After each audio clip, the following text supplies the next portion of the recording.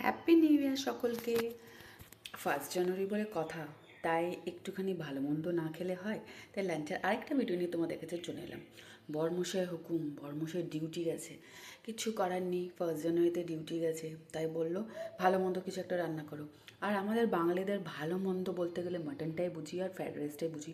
না, অনেক কিছুই ভালো মন্দ হয়, বাট শর্টকাটে তাড়াতাড়িতে ছেড়ে দেওয়া এটাই একটা ভালো মন্দ আমরা আমরা বুঝি অন্তত। যাই হোক, তার প্রিপারেশন চালু হয়ে গেলাম, বাজারে গেলাম, তোমরা দেখতেই পেলে। বাজার থেকে নিয়ে এলাম, কারণ আমাকে যেতে হবে বাজার। হাজব্যান্ড তো গেছে ডিউটি, সেজন্য আমি গিয়ে সমস্ত জোগাড়যন্ত্র নিয়ে এসে পরে শুরু করে দিলাম মাটন বানানো।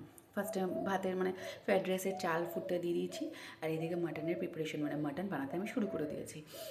মাটন বানাতে বানাতে তোমরা দেখতেই পাচ্ছ, পেঁয়াজ কষিয়ে পরে জাস্ট আদা বাটা রসুন বাটা দিয়ে কষিয়ে যা হয় রীতিমতো যেটা হয় সেটাই আমি করেছি। আর লাস্টে আসলে আমি গরম মশলা, তোমরা সবাই হয়তো বলবে যে গরম মশলা দিল না। গরম মশলা আমি সত্যি গোটা দিই না, তোমাদের আগেও আমি এই ভিডিওতে বলেছি যে আমি কিন্তু গোটা গরম মশলা খাবারে দিই না। আমি যদি গরম মশলা দিতে হয় সেটাকে আমি গুঁড়ো করে তারপরে দিই, মানে থেতো করে তারপরে দিই। কারণ ওইদিকে আমি বারবার দেখছিলাম যে ভাতটা আমার হয়েছে কিনা। দেখো এখানে ভাত আমার সেদ্ধ হয়ে গেছে, নামিয়ে দিয়েছি। এবার এখানে এক এক করে ভাজার পালা চালু হয়ে গেছে, সমস্ত কিছু যতগুলো ভেজিটেবল আছে সমস্ত কিছু। এবার মাটনটা দিয়ে জাস্ট মাটনটাকে কষিয়ে নেবো। মাটনটাকে কষিয়ে নেওয়ার পর আমি কিন্তু কড়াইয়ে করবো না, আমি প্রেশার কুকারেই করবো। জাস্ট কড়াইয়ে কষিয়ে নিই, তারপর আমি প্রেশার কুকারে দিয়ে দেবো সিটি মারার জন্য। জানো তো, আমি না বিয়ের আগে মাটন খেতাম না। বিয়ের আগে মাটন মানে আমার গন্ধ লাগতো, খেতাম না। আমি মানে কখনোই খাইনি বিয়ের আগে। কিন্তু তারপর বিয়ের পর মানে ঘরে বিয়ে মানে হলেও আমি কখনোই খেতাম না।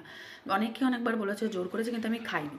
কিন্তু বিয়ের পরে শ্বশুরবাড়িতে এসে যে মটন খাওয়া যে ধরেছি, এই মটন পেলে আমি আর কিছু চাই না, মানে আমার এই ব্যাপার হয়েছে দাঁড়িয়ে। ঠিক আছে, যাই হোক, আগে মা মটনটা বানাতো। এখন যেহেতু মটনটা আমি এখন বানাই, তো আমি এখন নিজের মতো করেই বানাই। হ্যাঁ, মায়ের প্রসেসেই বানাই, মানে মা যেরকম মানে শাশুড়ি মাকে যেরকম দেখেছি সেই প্রসেসেই বানাই, কিন্তু বানাই এখন আমি।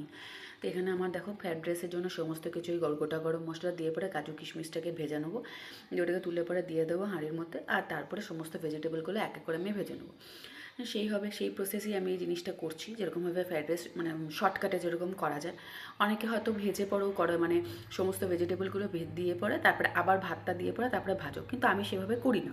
আমি যেটা এই ভেজিটেবলগুলো ভেজে পরে কড়াইয়ে দিয়ে পরে সেটাকে একটু গরম ঘি দিয়ে নাড়িয়ে চাড়িয়ে একটু চিনি আর নুনটা তো দেওয়াই থাকে, আগেই দিয়ে দিই গরম ভাতে।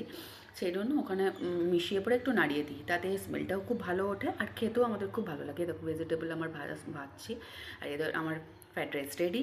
এরপর হচ্ছে মটনটাকে কষাচ্ছে। আমি না মটনটাকে অনেকক্ষণ ধরে কষাই, মটন কষাতে কষাতেই তো মটনের কালার বলো।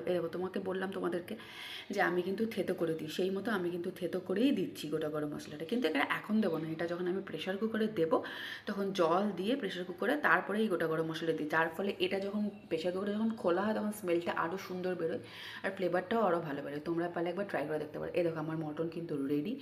এবার খাবার পালা, মানে আমার হাজব্যান্ড চলে এসেছে, সেজন্যই আমি এটা খুলেছি ভাব থেকে। দেখো সবাই খেতে বসে গেছে। তার আগে আমি ভেবেছিলাম বেড়ে পরে ফটোগুলো নেবো, কিন্তু নিতে পারিনি। এইভাবেই আমরা আমাদের লাঞ্চটা আজকে শেষ করলাম।